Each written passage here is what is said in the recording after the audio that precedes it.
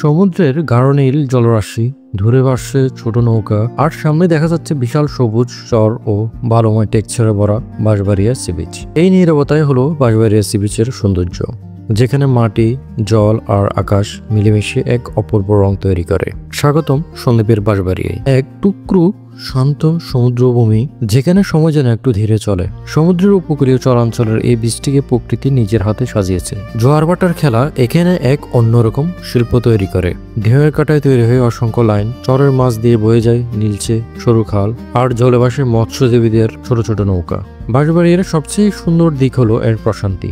এখানে নেই পর্যটকদের ভিড়, নেই কোলাহল, বরং আছে হাওয়া, নরম বালুর স্পর্শ আর সমুদ্রের নিঃশব্দ স্রোত। যারা শান্তিতে সময় কাটাতে চান তাদের জন্য এই বীচ যেন স্বর্গ। কখনো কখনো মনে হয় প্রকৃতির সবচেয়ে সুন্দর জায়গাগুলো লুকিয়ে থাকে। বাঁশবাড়িয়ার সি বিচ ঠিক তেমনই এক জাদুকরী জায়গা, যেখানে গেলে আপনি অনুভব করবেন সমুদ্রের রূপ শুধু চোখে নয়, মনে গেঁথে যায়।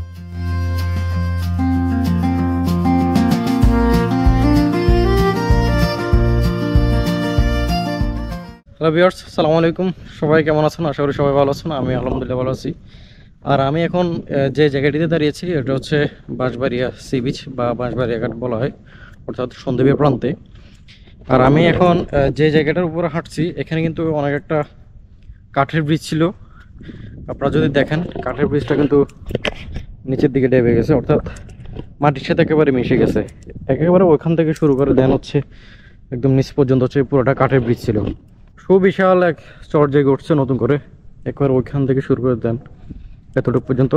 আবার ওই পাশে হচ্ছে গুপ্তছড়া ঘাট, আর এই পাশে হচ্ছে বাউরিয়া ঘাট। তো পর্যটকদের অন্যতম আকর্ষণ ছিল কিন্তু এই বাঁশবাড়িয়া ঘাটটা বা বাঁশবাড়িয়া সি বিচ যেটাকে বলা হয়। আর ওদিক থেকে হচ্ছে যে চিড়িয়াখানা পার হচ্ছে বাঁশবাড়িয়া ফেরিঘাট আর কি, যেখান থেকে ফেরি ছাড়া হয় বা অনেক পর্যটক সেখানেও আসেন, আবার হচ্ছে এদিকেও আসেন।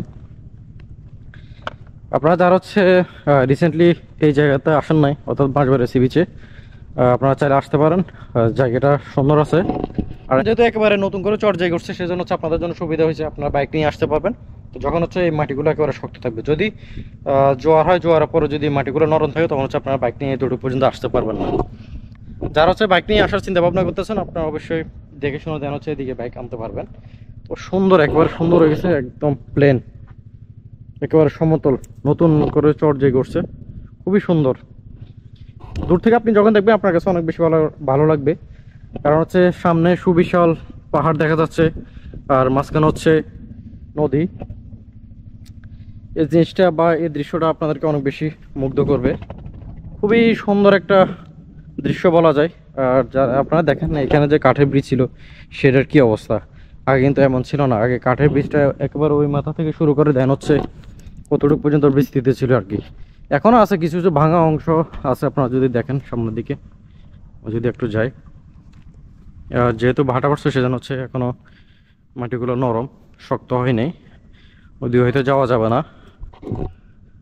এতটুকু পর্যন্ত মোটামুটি মাটি শক্ত ছিল, বাট ওদিকে যাওয়ার মতো অবস্থা নাই, যেহেতু পাঙ্কু হাঙ্কি ব্যাঙ্কি করে আসছি।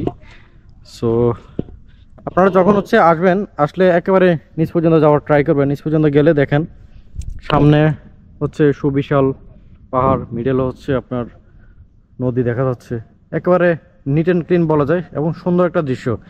আপনার চোখ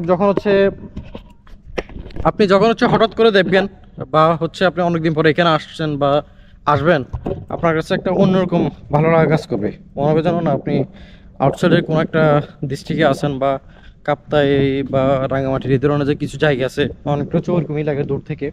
আর আপনি যখন কাছে আসবেন, কাছে আসলে যখন আপনার পাহাড়টা দেখবেন, এরপরে নদীটা দেখবেন, তখন আপনার কাছে আরও বেশি ভালো লাগবে। আর যদি দেখেন আমি এখন কাঠের ব্রিজের উপরে হেঁটে হেঁটে উপরের দিকে আসছি।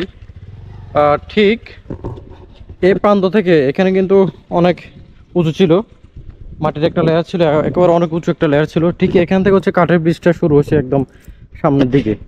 আর এখন যদি খেয়াল করেন তখন দেখবেন যে একেবারে মিশে গেছে এটা মাটির সাথে, অর্থাৎ নতুন করে যে চর জেগে উঠছে।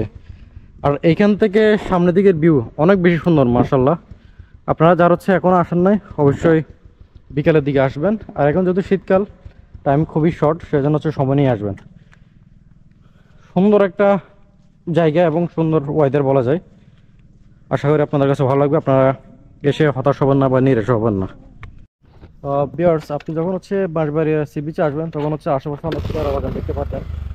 এই পাশে কিছু পেয়ারা বাগান, দেন হচ্ছে এই পাশে কিছু পেয়ারা বাগান। এরপর হচ্ছে এই যে সামনে বিস্তৃত সাগর, এরপরে ওই পাশ থেকে হচ্ছে চট্টগ্রাম দেখা যাচ্ছে। আর